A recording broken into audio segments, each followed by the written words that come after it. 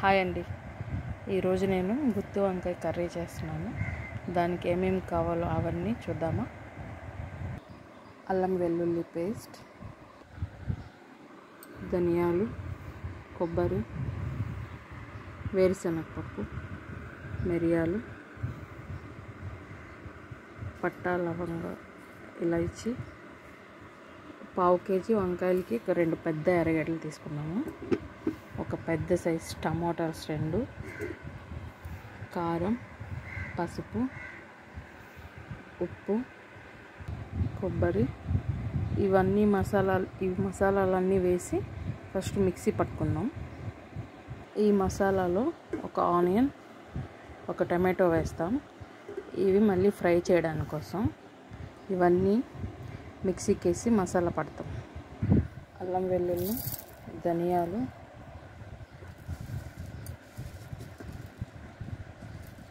మిరియాలు, పట్టా మొగ్గ,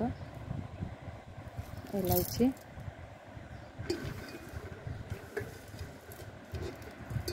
కొంచెం వేరుశనగపప్పు,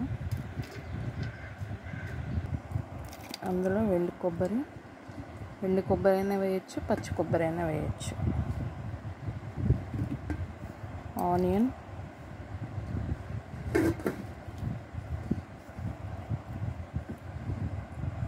టమాటో,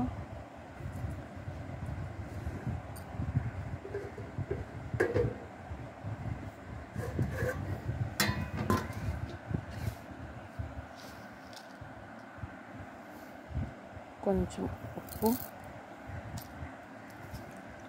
కొంచెం పసుపు, 1 స్పూన్ కారం. ఇది మొత్తం మిక్సీ పట్టేద్దాం. హాయ్ అండి.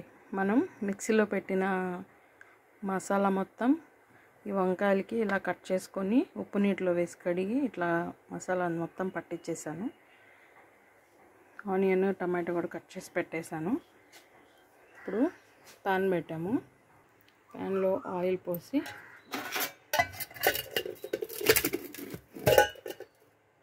ఆయిల్ కాగాక జీలకర్ర, ఆవాలు, పప్పు మొత్తం వేసాము.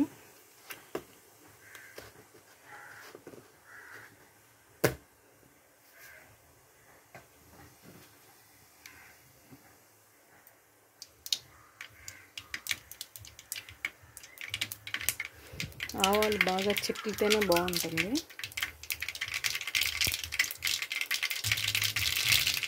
ఆవాలు వేగిపోయాయి. ఇప్పుడు ఆనియన్,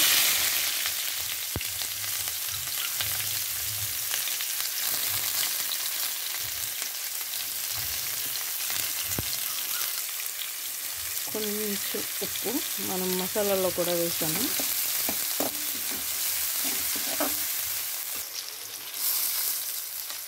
కరివేపాకు,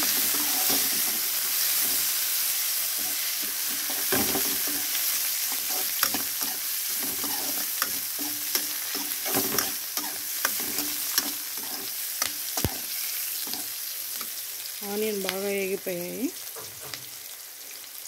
ఇప్పుడు టమాటా,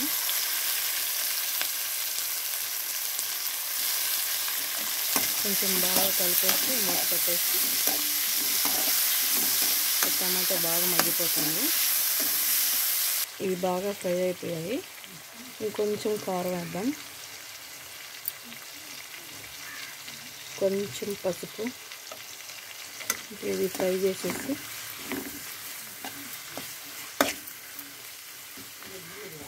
మనం ముందుగా కట్ చేసి పెట్టుకున్న వంకాయలు మొత్తం ఇందులో వేసేద్దాం.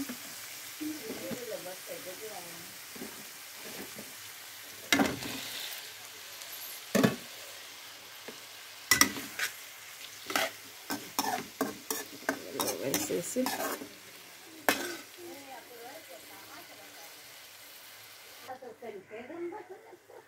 మిగిలిన మసాలా మొత్తం వేసేసి ఒకసారి మిక్స్ చేసేద్దాం.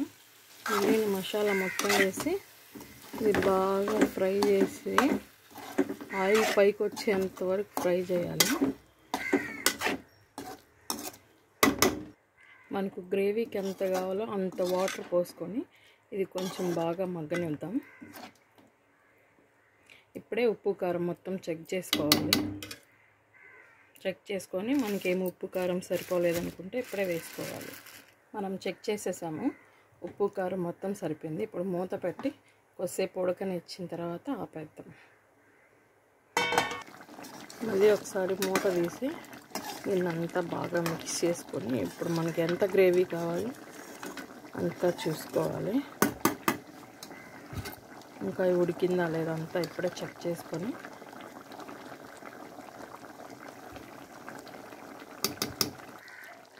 లాస్ట్లో కొత్తిమీర వేసి దింపేసుకుందామండి. ఓకే అండి, మీకు ఎలా ఉందో